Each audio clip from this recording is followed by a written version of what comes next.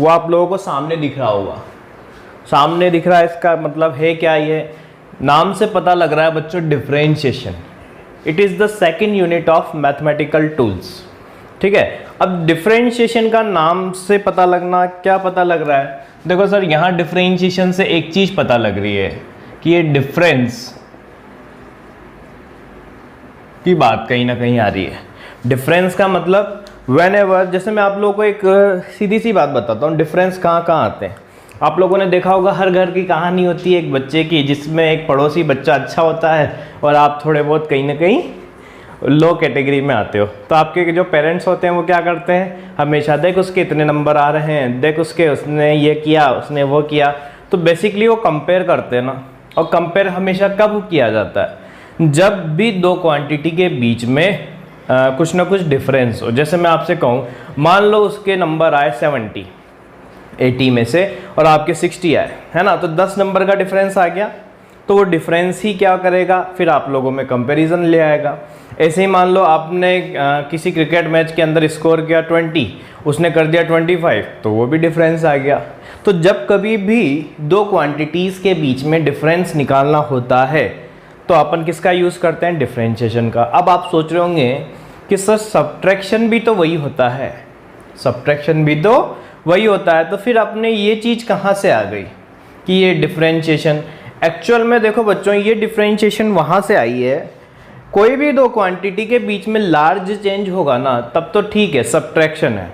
पर जब वो चेंज बहुत स्मॉल होगा ना तो डिफरेंशिएशन है। अब कैसे, जैसे मैं बताता हूँ, मान लो मेरे पास एक नंबर है 5, अगला जस्ट नंबर जो है ना वो है 7। डिफरेंस निकाला, कितना आया, डिफरेंस निकालते हैं आ गया 2, है ना। अब यहाँ तक कोई दिक्कत नहीं है, तो यहाँ पे तो सब्ट्रैक्शन यूज़ करेंगे, 7 - 5 जो आया वो 2 आ गया। पर अब देखो, मान लो हमारे से ये बोल दिया गया कि एक नंबर है 5 और एक है 5.000000000000001, डिफरेंस कितना आया, बहुत कम आया। तो जब कोई क्वांटिटी कुछ इस ढंग से चेंज होगी जहाँ पे जो चेंज है वो बहुत स्मॉल होगा, तो अपन उसको किसकी हेल्प से निकालते हैं, डिफरेंशिएशन की हेल्प से। ठीक है, तो ये चीज़ आप लोग लिख भी सकते हो डेफिनेशन के अंदर। Definition, when two quantities are differ by very small amount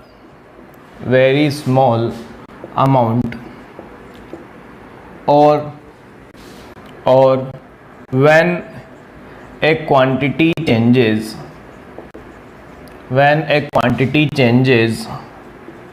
and the change in that quantity is very small। समझ में आया, जब दो क्वांटिटी के बीच में कुछ ना कुछ डिफरेंस हो, वो डिफरेंस बहुत कम हो। दूसरा क्या है, अगर एक क्वांटिटी चेंज हो रही है और वो जो then that change calculated by differentiation। ठीक है, तो डिफरेंशिएशन की हेल्प से अपन उसको निकालते हैं। ठीक, तो ये डेफिनेशन थी बच्चों। मेरे ख्याल से सभी बच्चों को समझ में आ गई होगी कि जब भी दो क्वांटिटी के बीच में कुछ ना कुछ फाइनाइट डिफरेंस होता है, भले ही वो स्मॉल हो, कोई दिक्कत नहीं है। अब देखो, ये तो अपन एक इंस्टेंट पे देखा तब की बात है। अगर अपन कुछ ही ज़्यादा इंस्टेंट पे देखे, जैसे मैंने देखा कि t = 1 सेकेंड पे, फिर t = 2 सेकेंड पे, तो कंटिन्यूसली वो क्वांटिटी चेंज होती जा रही है, तो वो चेंज जो होगा वो अपन डिफरेंशिएशन से निकालेंगे। अब देखो, मान लो मैं आपको ग्राफ से भी समझाता हूँ। मान लो कि ये एक कोई फंक्शन है ना।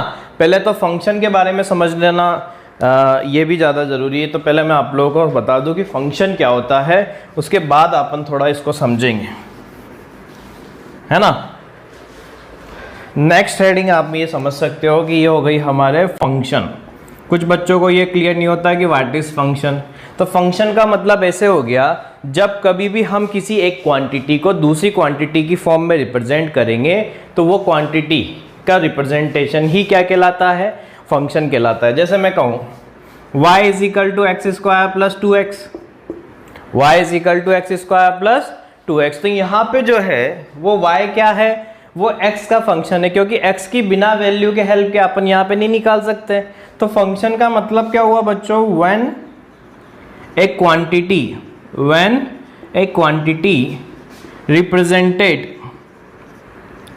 represented in form of other quantity, then that equation is called as function. That equation is called as function, है ना। अब देखो इसमें दो चीजें होती है फंक्शन में, एक तो होता है डिपेंडेंट, एक क्या होता है डिपेंडेंट, और एक क्या होता है इंडिपेंडेंट, है ना। डिपेंडेंट फंक्शन और इंडिपेंडेंट फंक्शन क्या होते हैं, देखो जैसे मैं कहूं कि y is equal to x square plus 2x, तो यहां हमने देखा we can put any value of x, मतलब हम x की कोई सी भी वैल्यू पुट कर सकते हैं। इसका मतलब x जो हो गया, x तो क्या हो गया इंडिपेंडेंट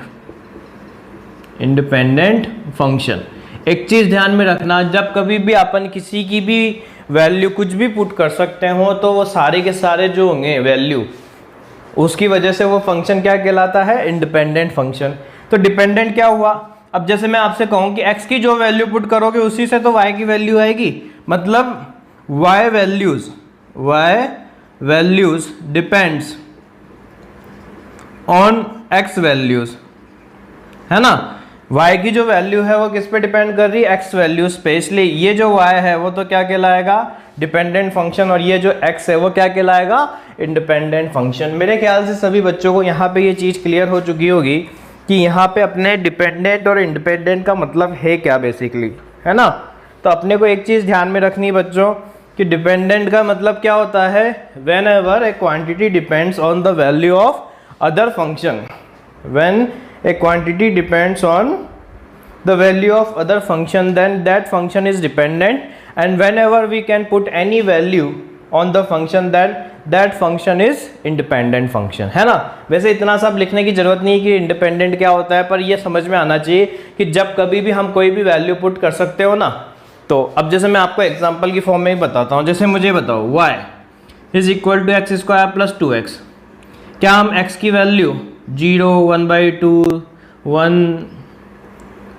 1/3 कुछ भी पुट कर सकते हैं, 2 कर सकते हैं ना, पर उसकी वजह से y की वैल्यू देखो क्या आएगी, 0 पुट करोगे तो 0 आ जाएगा, 1/2 पुट करोगे तो ये कितना आ जाएगा 5/4 आ जाएगा, पुट करके देख लो आते जाएंगे। तो आप ऐसे देखो 1 पुट करोगे तो ये 3 आ जाएगा। तो उसकी वजह से हमने एक चीज़ देखी कि x की वैल्यूज़ की वजह से जो डिपेंडेंसी आ रही है y की, वो पूरी की पूरी आ रही है। इसका मतलब y हर एक वैल्यू पुट नहीं हो सकती, पर x की हर एक वैल्यू हो सकती है ना। तो यहाँ पे एक चीज़ ध्यान में रखना, x can have any value, that's why it is independent function. y only have certain value, y जो होंगे वो हमेशा कुछ ही वैल्यू रख सकता है, इसलिए y को क्या बोलते हैं अपन, डिपेंडेंट फंक्शन। दोनों चीज़ें क्लियर हो गई बच्चों। हमने यहाँ पे देखा है कि x जो होता है x की कुछ भी वैल्यू हो सकती है, इसलिए इंडिपेंडेंट फंक्शन बोला गया। मैंने एग्जांपल के थ्रू बताया कि y सारी वैल्यू नहीं रख सकता, इसलिए वो क्या होगा, इंडिपेंडेंट होगा। अब देखो जैसे मैं आप लोगों से कहूँ, एक क्वेश्चन आप लोगों को दे दिया गया कि f(x) is equal to 2x plus 3, f(x) is equal to 2x plus 3। अब अपने से बोला जाए कि बताओ find dependent and independent function. Dependent और इंडिपेंडेंट फंक्शन आपको बताने हैं, ठीक है। और क्या चीज़ बोली हुई है, सेकंड आपसे बोला हुआ है कि f(2) की वैल्यू बताओ। क्या बोला हुआ है, f(2) की वैल्यू, और थर्ड क्या बोला हुआ है कि एफ ऑफ एक्स की वैल्यू बताओ, है ना। और फोर्थ क्या बोला हुआ है, एफ ऑफ टू की वैल्यू बताओ, है ना। अब एक चीज थोड़ा समझना बच्चों, ये सब लिखने का या ये सब करने का मतलब क्या है। सबसे पहले तो फर्स्ट सॉल्यूशन जब अपन देख रहे हैं तो एफ एक्स का मतलब ये आया 2x + 3। हमने देखा एफ एक्स जो है वो ये क्या लिखा हुआ है, फंक्शन ऑफ एक्स, मतलब एक्स की कुछ भी वैल्यू पॉसिबल है। यहां हमने देखा x can have any value, x can have any value, तो एफ एक्स तो यहां पे क्या हो गया, डिपेंडेंट। एफ एक्स तो यहां क्या हो गया, डिपेंडेंट, और एक्स क्या हो गया यहां पे, इंडिपेंडेंट। ठीक है, तो हमारे को पता है x कुछ भी वैल्यू ले सकता है, इसलिए वहां पे वो तो हो गया इंडिपेंडेंट। एफ एक्स जो है वो कुछ भी वैल्यू नहीं ले सकता, मतलब उसके पास सर्टेन वैल्यू होगी जो x की वैल्यूज पे डिपेंड करेगी, इसलिए अपन उसको क्या बोलेंगे, डिपेंडेंट फंक्शन। ठीक है, अब मुझे बताओ सेकंड क्या बोला है, ये एफ ऑफ टू का मतलब क्या हुआ कि पुट x = 2, क्योंकि जहां x आ रहा था वहां पे आपने 2 पुट कर दिया, तो 2 पुट कर दिया तो इसका मतलब एफ ऑफ टू का मतलब क्या होगा बच्चों, 2 × 2 + 3, क्योंकि हमारी इक्वेशन में 2x + 3 में x यहाँ आ रहा है, x की जगह क्या पुट करना है, 2। तो ये बताओ 2 × 2 क्या हो गया, 4 + 3 क्या आया, 7 आ गया, है ना। अब मुझे बताओ थर्ड क्वेश्चन क्या बोलता है, थर्ड बोलता है एफ ऑफ एक्स। तो ये बताओ एफ ऑफ एक्स का मतलब क्या हुआ, जहां x आ रहा था वहां एफ ऑफ एक्स पुट कर दो, जहां put x = F of x, मतलब जहां पे x आ रहा है उसकी जगह एफ ऑफ एक्स पुट कर दो। तो देखो क्या आएगा, 2x आ रहा है ना, यहाँ पे x की जगह एफ ऑफ एक्स पुट कर दूं +3, ये एक पुट करोगे ना, तो अब यहाँ ये पुट करोगे तो बताओ 2 एफ ऑफ एक्स खुद अपने आप में कितना है, 2x + 3 है, तो ये आया कितना आ गया, 4x + 6 + 3, ये आ गया 4x + 9, कितना निकल के आ गया, 4x + 9, है ना। अब ऐसे ही सोचो फोर्थ क्या बोला है, फोर्थ बोला है एफ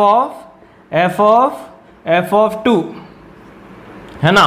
तो सबसे पहले तो देखो अपन निकालते हैं एफ ऑफ टू, पहले तो ये निकालो एफ ऑफ एक्स, ठीक, फिर x की जगह 2 पुट कर देंगे, तो वो तो अभी अपन ने निकाला ही है, कितना है 4x + 9 निकाला ना।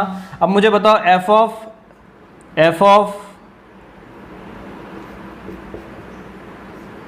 ऑफ एक्स ये कितना होगा, तो जहां आपके x आ रहा था वहां पे एफ एक्स पुट कर दो और +9 हो ही गया, है ना। अब एफ एक्स की वैल्यू कितनी है 4, 2x + 3 + 9, इसको सॉल्व करो तो आया 8x + 12 + 9, कितना हो गया बच्चों, 8x + 21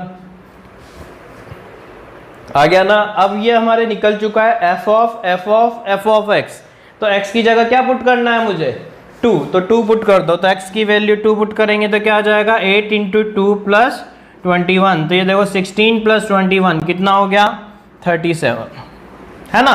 देखो बच्चों मैं फिर से बताता हूँ, थर्ड वाले एग्जाम्पल में मुझे निकालना था एफ ऑफ एक्स, मैंने ऊपर वाले में देखा एफ ऑफ टू निकालना था, इसका मतलब x की वैल्यू 2 पुट करनी थी।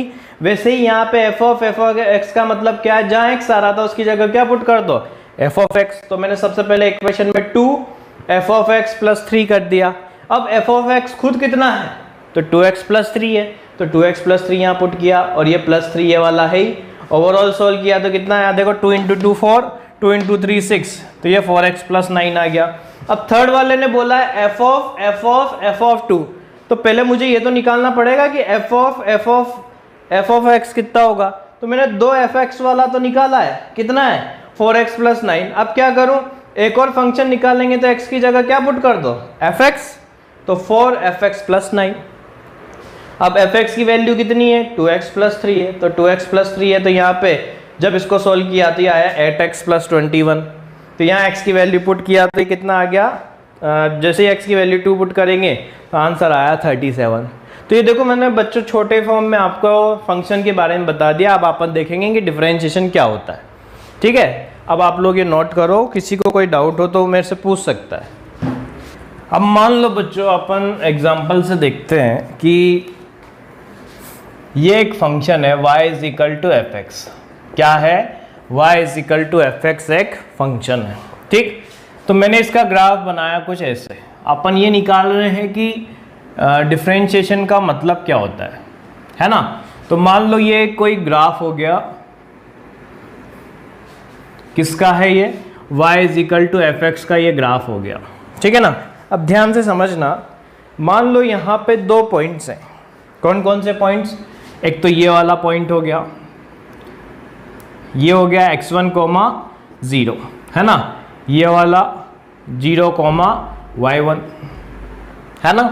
ऐसे यहाँ पे एक पॉइंट हो गया, यहाँ पे पॉइंट हो गया। तो देखो ये और ये हो गया x2, 0 और ये हो गया 0, y2, ठीक है। अब देखो ये x1 है और ये x2 है, तो अपने को पता है ये x2 माइनस x1 होगा, ठीक है। ऐसे ही ये वाली वैल्यू जो होगी वो y2 माइनस y1 होगी ना। मैंने क्या करा, इसमें ये ऐसे परपेंडिकुलर डाल दिया।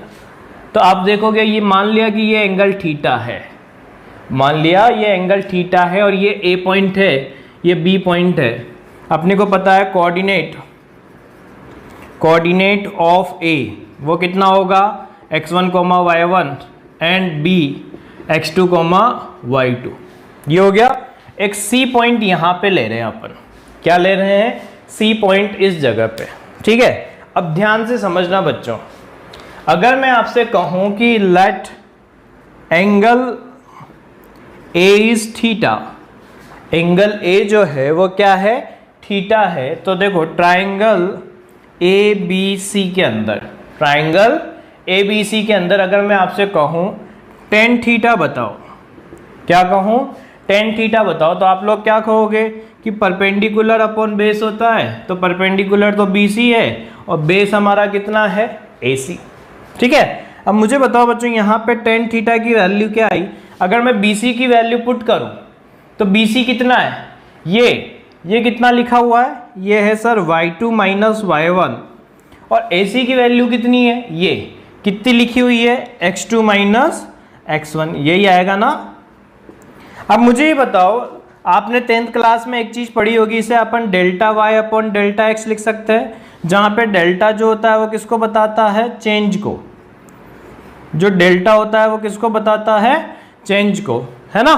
तो यहां से हमने देखा tan theta is equal to delta y upon delta x। और अगर मैं कहूं when the change is very small, अगर चेंज बहुत स्मॉल होगा, या आप ऐसे कह सकते हो if the point comes very close, जो पॉइंट है वो बहुत the point B comes very close to A। आप ऐसे कह सकते हो कि जो चेंज अभी आपको दिख रहा है, चेंज जो है वो लार्ज दिख रहा है, पर अगर यही धीरे धीरे खिसकते बिल्कुल एडजेसेंट पॉइंट हो जाएंगे ना, तो फिर अपन इसको क्या लिखते हैं? जब चेंज बहुत स्मॉल होगा। ये देखो, ये बोलूं या ये बोलूं दोनों बात बराबर ही है। अगर अपने से कहा है चेंज इज वेरी स्मॉल तब भी ठीक है, और अगर अपने से कह दे कि ये बी पॉइंट खिसकता ए के पास आ गया, तब भी तो चेंज क्या होगा? बहुत स्मॉल होगा ना। तो इसको अपन लिखते हैं dy अपॉन dx। क्या लिखते हैं? dy upon dx। ये dy बाई dx का मतलब क्या होता है? पहले तो ये सुने, dy बाई dx का मतलब होता है differentiation of y with respect to x और change in y with respect to x। ये दोनों चीजें समझ में आनी चाहिए कि dy बाई dx का मतलब क्या होता है सर? dy बाई dx का मतलब होता है y के अंदर चेंज किसके रेस्पेक्ट में? x के रेस्पेक्ट में। ये चीज ध्यान में रखना, बिना किसी रेस्पेक्टेड क्वांटिटी के अपन चेंज नहीं देख सकते। जैसे यहाँ पे मुझसे कहते हैं कि y में चेंज निकालना है किसके रेस्पेक्ट में, तो अपन कुछ नहीं कह सकते। अपने को ये पता होना चाहिए कि किसके रेस्पेक्ट में चेंज निकालना है। जैसे यहाँ x के रेस्पेक्ट में निकाल रहे हैं, इसलिए इसकी सिग्निफिकेंस है। तो जब कभी भी अपने से पूछा जाए कि डिफरेंशिएशन निकालो, तो आपको ये पता होना चाहिए कि किसके रेस्पेक्ट में निकाल रहे हैं। तो यहाँ x के रेस्पेक्ट में निकाल रहे हैं। अब हमने देखा कि टेन थीटा जो है वो किसके इक्वल आया, dy बाई डी एक्स के। टेन थीटा किसके इक्वल आया, dy बाई डी एक्स के। अब ध्यान से समझना बच्चों, ये टेन थीटा है क्या, ये टेन थीटा ये है, अगर मैं ए पॉइंट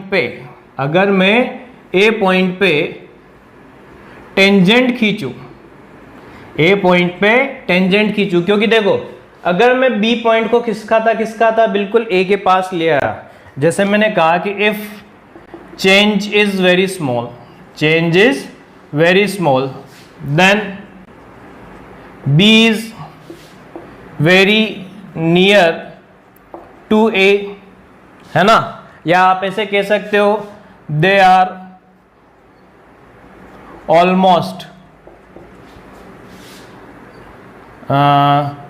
ऑलमोस्ट वेरी क्लोज या almost overlap.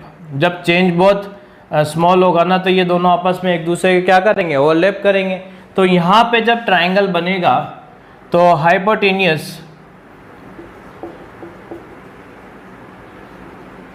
hypotenuse of triangle ABC is very small and it is equal to the tangent at A। क्या होगा कि यहाँ पे टेंजेंट खींची जाए ए पे, उसके बराबर होगा, है ना। अब मैं ये क्यों बता रहा हूँ, याद करने का तरीका क्या है। टेन थीटा क्या होगा, टेन थीटा होगा tangent of angle made by tangent, या यूं लिख लो tan of angle made by tangent from positive X axis in anti clockwise direction. एक चीज़ ध्यान में रखना बच्चों, ये सबसे ज़्यादा इम्पोर्टेंट है कि अगर हमारे से पूछा जाए कि टेन थीटा का मतलब क्या है, तो टेन थीटा का मतलब क्या है कि ए पॉइंट पे अगर टेंजेंट खींची जाए तो उस टेंजेंट का पॉजिटिव एक्स एक्सिस से एंटी क्लॉकवाइज डायरेक्शन में, पॉजिटिव एक्स एक्सिस से एंटी क्लॉकवाइज डायरेक्शन में जो टेन थीटा होगा वही हमारे dy बाई डी एक्स को रिप्रेजेंट करेगा। समझ में आया। मतलब आप ऐसे भी कह सकते हो स्लोप ऑफ ग्राफ, इसे ही अपन बोलते हैं टेन थीटा, और यही क्या होता है dy बाई डी एक्स। तो अगर अपने को ग्राफ का स्लोप निकाल लिया या टेन थीटा निकाल लिया तो ये दोनों चीज़ें बराबर ही है। तो ध्यान से समझना, मैंने वापस से समझाता हूँ कि मैंने किया क्या है। देखो सबसे पहले हमने y is equal to f x का एक ग्राफ लिया, ठीक, उसमें मैंने ग्राफ बना दिया। मैंने वहाँ पे सबसे पहले ए पॉइंट बनाया जिसके कोऑर्डिनेट थे x1, y1, तो मैंने नीचे देखा तो ये x1 कोऑर्डिनेट हो गया, ये वाला y1 कोऑर्डिनेट हो गया। x एक्सिस पे तो y 0 होगा, ये y एक्सिस पे तो x 0 होगा। ऐसे बी पॉइंट के कोऑर्डिनेट x2, y2 हो गए, तो ये हो गया x2 और ये हो गया y2। मैंने ये देखा कि जब हमने यहाँ परपेंडिकुलर डाला उससे ये एक ट्राइंगल बना ABC, जिसमें ये एंगल हो गया थीटा, ये एंगल क्या हो गया थीटा। तो हमने देखा ट्राइंगल ABC के अंदर ये परपेंडिकुलर है और ये बेस है। ये परपेंडिकुलर की अगर मैं बात करूं तो ये y2 माइनस y1 है, बेस की बात करूं तो यहाँ पे x2 माइनस x1 है। तो टेन थीटा की वैल्यू जो निकल के आई वो कितनी निकल के आई, BC अपॉन AC, और जब BC की वैल्यू पुट करी तो ये y2 माइनस y1 और x2 माइनस x1, ये बेस हो गया। तो इसे अपन ऐसे लिख सकते हैं delta y by delta x। ये तो तब यूज करेंगे बच्चों जैसे मैंने बताया ना कि 5 और 7 तो डिफरेंस लार्ज होगा, पर जब डिफरेंस बहुत कम होगा, डिफरेंस कम होने का मतलब ये देखो ये पॉइंट बिल्कुल आसपास आ गए, है ना, क्योंकि ये वाली चीज कम कैसे होगी जब ये यूं आ जाएगी, भाई y2 माइनस y1 कम होता जा रहा है, x2 माइनस x1 भी कम होता जा रहा है। तो बेसिकली ये जो B पॉइंट है वो खिसकता खिसकता कहाँ पे आ गया, ऑलमोस्ट A पे, यानी जो नेक्स्ट चेंज है वो बहुत स्मॉल है। तो चेंज जब स्मॉल होगा तो आप ऐसे कह सकते हो कि AB को कनेक्ट करती हुई जो लाइन है ना वो ऐसी होगी जैसे आपने A पे टेंजेंट खींची है। बात समझना, ये जो मैंने लाइन लिखाई है ना, if change is very small, ये सब ये कहने का मतलब ये है कि जब चेंज बहुत स्मॉल होगा तो B पॉइंट बिल्कुल पास आ जाएगा A के, और जब B पॉइंट बिल्कुल पास आ जाएगा A के तो AB को कनेक्ट करती हुई जो लाइन होगी वो ऐसी दिखेगी जैसे A पे आपने क्या खींची हो, टेंजेंट। और जब ए पे टेंजेंट खींची है तो उस टेंजेंट का पॉजिटिव एक्स एक्सिस से एंटी क्लॉकवाइज डायरेक्शन में जो एंगल होगा उसका टेन थीटा ही किसके इक्वल होगा, dy बाई डी एक्स के। जो भी आपने ए पे टेंजेंट खींची है उसका पॉजिटिव एक्स एक्सिस से एंटी क्लॉकवाइज डायरेक्शन में जो एंगल होगा उसका टेन थीटा ही क्या होता है, dy बाई डी एक्स को। dy by d x basically क्या होता है, तो dy बाई डी एक्स होता है बच्चों differentiation of y with respect to x या फिर change in y with respect to x, है ना। तो ये अपन ने ये चीज देखी कि ग्राफिकल रिप्रेजेंटेशन क्या होता है। अब ये टेन थीटा को अपन स्लोप ऑफ ग्राफ भी कह सकते हैं, dy बाई डी एक्स भी कह सकते हैं। अब अपन आते हैं कैलकुलेटरी पार्ट पे कि क्या होते हैं। तो rule number 1, rules of differentiation, rules of differentiation. अब देखो, आप देखोगे कि डिफरेंशिएशन के जो रूल है वो कितने इजी रूल्स है ना। ध्यान से समझना, रूल्स ऑफ डिफरेंशिएशन क्या होगा। फर्स्ट रूल, रूल नंबर 1, मान लो हमारे को दे दिया कि y is equal to x to the power n। क्या दे दिया, y is equal to x to the power n, where n is number, any number, है ना, कोई सा भी नंबर हो सकता है ये। तो अगर n एक नंबर है तो हमारे से पूछा जाए dy बाई डी एक्स बताओ, तो dy बाई डी एक्स होता है n x की पावर n माइनस 1। क्या होता है बच्चों, dy by d x is equal to n x की पावर n माइनस 1। जैसे मैं क्लियर करूं, मान लो y is equal to x की पावर 6 है। क्या है, y is equal to x की पावर 6 और हमारे से बोला जाए कि dy बाई डी एक्स निकालो। तो dy बाई डी एक्स निकाला तो देखो ये n की जगह 6, x की पावर 6 माइनस 1 क्या आया, 6x की पावर 5, ये आ गया dy बाई डी एक्स। ज़्यादा सोचने की जरूरत ही नहीं पड़ी। और देखते हैं, y is equal to x की पावर 1/3, तो क्या dy बाई डी एक्स निकालेंगे तो ये आएगा, यहाँ n की जगह 1/3 है तो 1/3 x की पावर 1/3 माइनस 1, तो ये आया 1/3 x की पावर माइनस 2/3, है ना भाई। 1/3 में से 1 गया तो माइनस 2/3 बचेगा।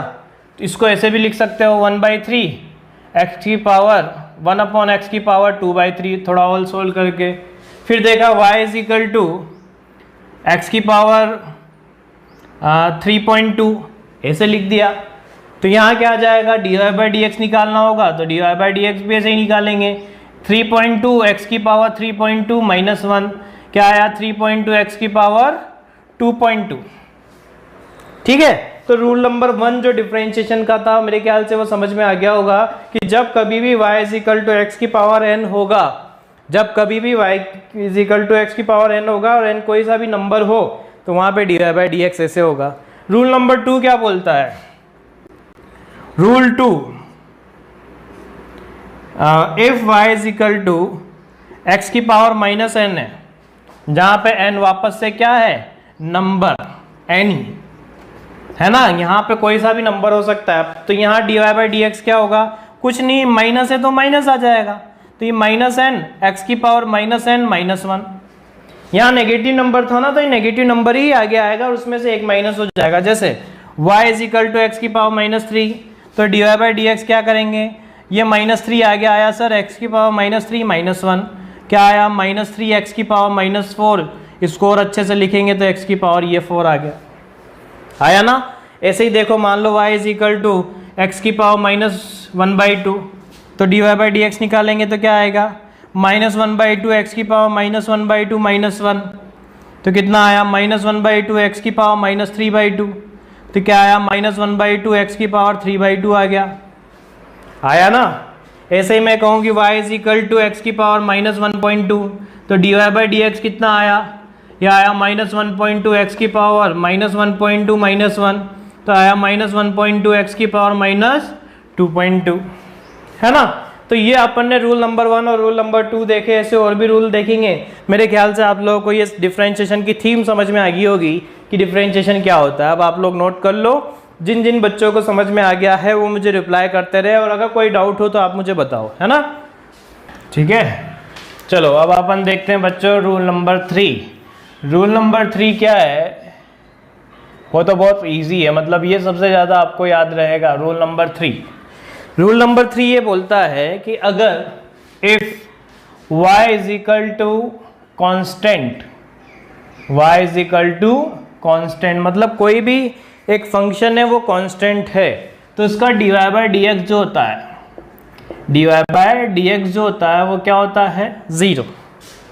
सीधी सी चीज है। और आप लोगों को समझने की भी है कि अगर कोई एक क्वांटिटी है वो दूसरे के रेस्पेक्ट में अगर कांस्टेंट है, अगर कोई एक क्वांटिटी है वो दूसरे के रेस्पेक्ट में क्या है, कांस्टेंट है। जैसे मुझे पता है कि कांस्टेंट है तो dy बाई डी एक्स क्या होगा, तो चेंज 0 होगा ना। तो अपन ऐसे कह सकते हैं if A quantity is constant with respect to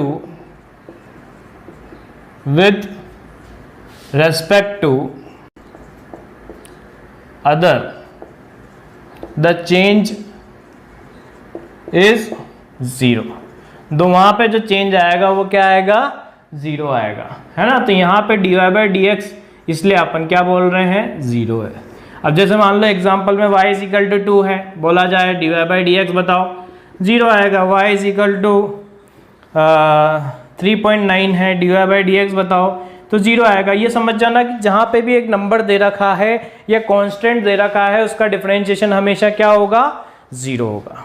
ठीक है। अब देखो फोर्थ रूल नंबर 4, इसमें मैं ज़्यादा टाइम वेस्ट नहीं करके अगले रूल पे बढ़ रहा हूँ।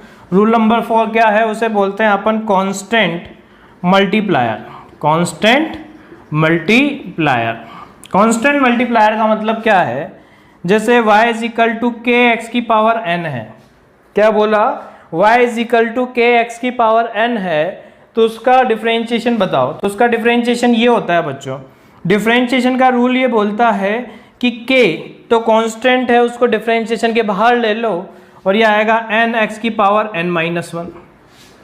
मतलब जो वेरिएबल है ना उसी का डिफरेंशिएशन होगा, कांस्टेंट का कोई डिफरेंशिएशन नहीं होगा। ऐसे ही अगर मैं कहूँ कि y is equal to K X की पावर माइनस n है, के एक्स की पावर माइनस n है, तो रूल ये बोलता है कि dy बाई डी एक्स जो होगा वो k माइनस एन एक्स की पावर माइनस n माइनस 1 होगा।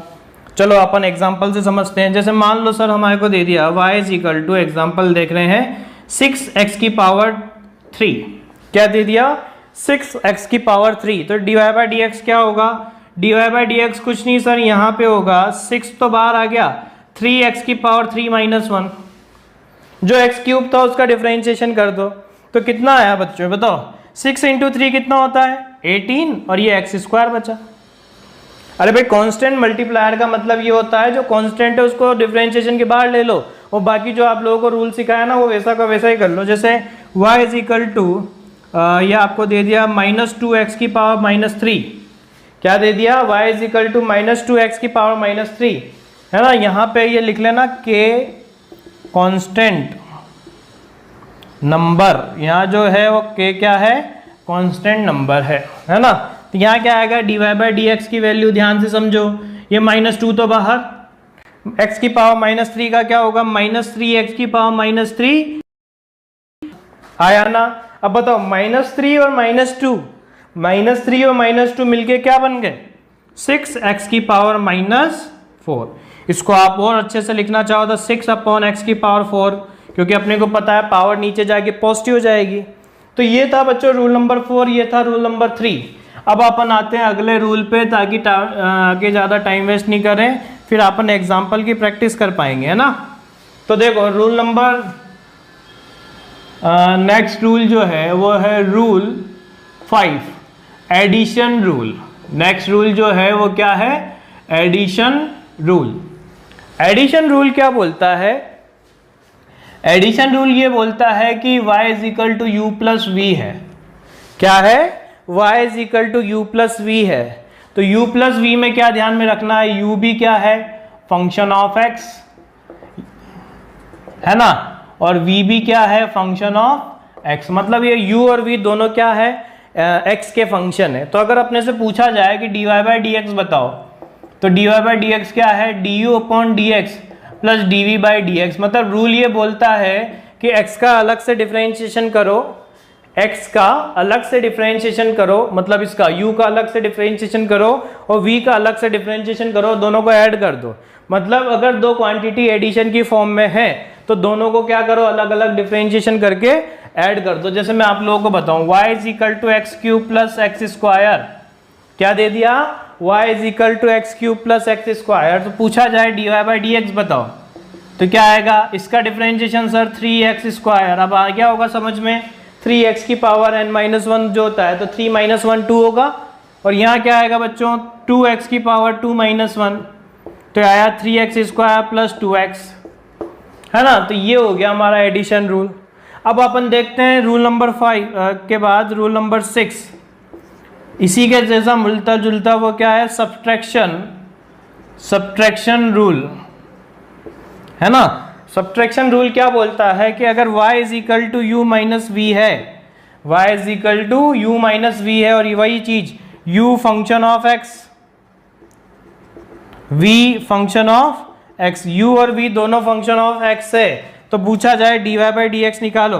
क्या पूछा जाए, dy बाई डी एक्स, तो वही चीज du upon D x minus dv upon D x. मतलब रूल ने क्या बोला कि दोनों का सेपरेट डिफरेंशिएशन कर दो और यहाँ पे क्या कर दो, नेगेटिव से मल्टीप्लाई, दोनों को सेपरेट डिफरेंशिएशन कर दो और नेगेटिव से मल्टीप्लाई कर दो। जैसे y is equal to x की power 1/3, y is equal to x की पावर 1/3 माइनस एक्स की पावर 1/2, है ना।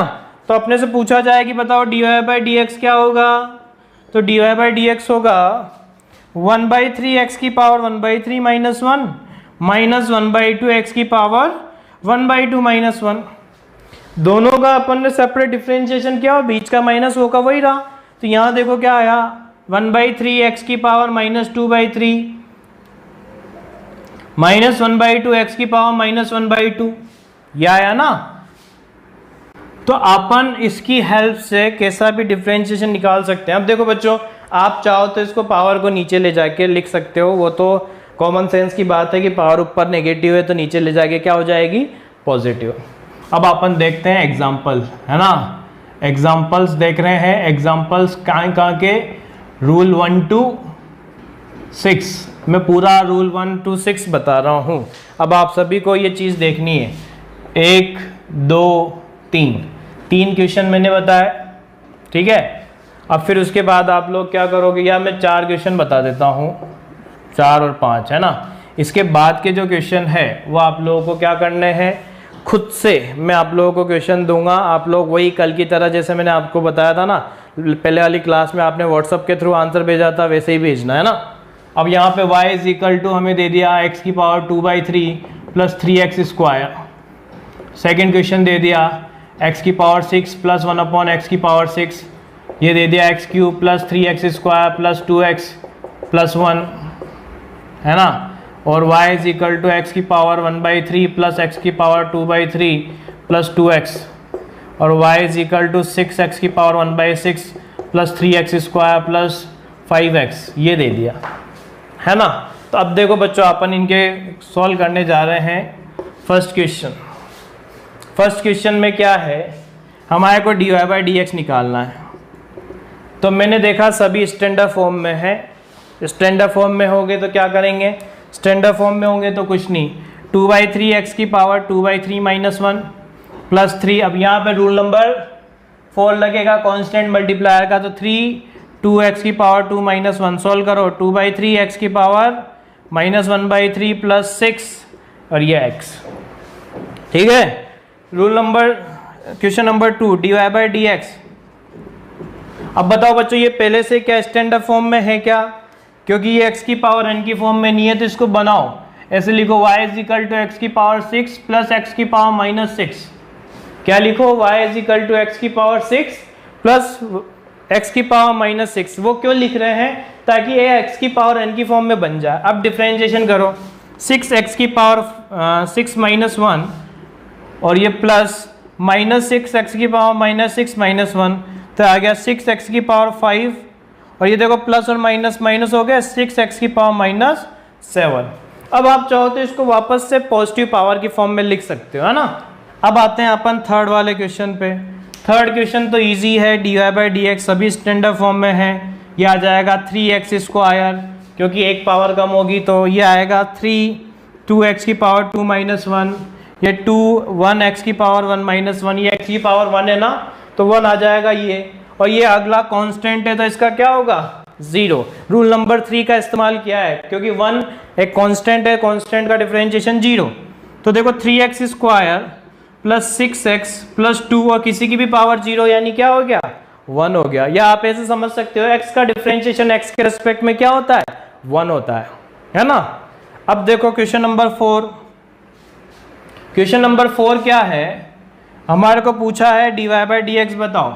तो dy by d x 1/3 x की पावर 1/3 माइनस 1 प्लस 2/3 x की पावर 2/3 माइनस 1 प्लस 2 x की पावर 1, तो आंसर आ गया 1/3 x की पावर माइनस 2/3 प्लस 2/3 x की पावर माइनस 1/3 प्लस 2, ये आंसर आया। ठीक है, तो मेरे ख्याल से आप लोगों को सभी बच्चों को ये समझ में आ गया होगा। अब जिन जिन को भी समझ में आ गया है वो रिप्लाई कर दें, क्वेश्चंस को नोट करें ताकि फिर मैं आप लोगों को होमवर्क के क्वेश्चन दूं, है ना। चलो क्वेश्चन होमवर्क के जो है वो x³ plus x square plus 2x plus 1/x। First, second y is equal to x की पावर 6 प्लस 1/x की पावर 6 प्लस 3x।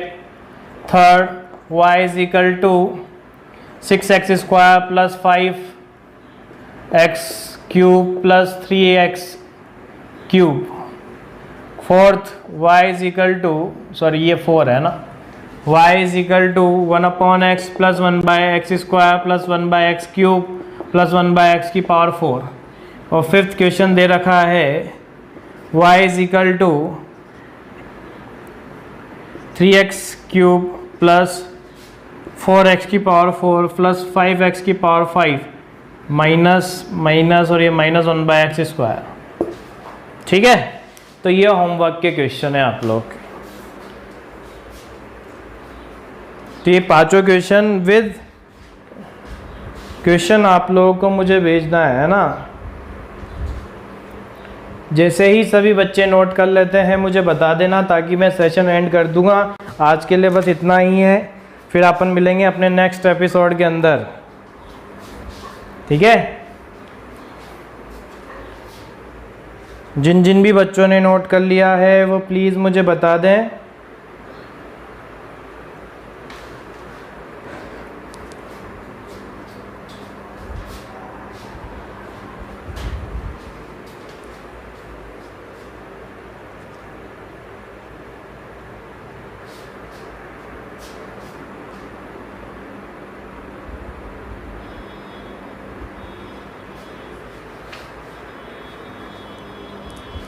सभी बच्चों ने नोट कर लिया क्या?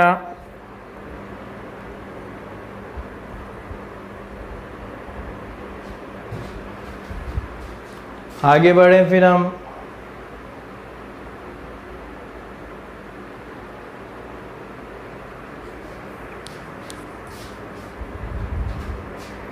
चलो, तो देखो बच्चों, आप लोगों ने नोट कर लिया है ना। होपफुली आप लोगों को आज का लेक्चर समझ में आया होगा। ठीक है, आज अपन ने जो रूल पढ़े 1 2 3 4 5 6 फर्स्ट से लेके 6 तक के जो डिफरेंशिएशन के रूल पढ़े वो प्लीज़ आप लोग पढ़ना। कल अपन देखेंगे डिफरेंशिएशन के फॉर्मूलाज।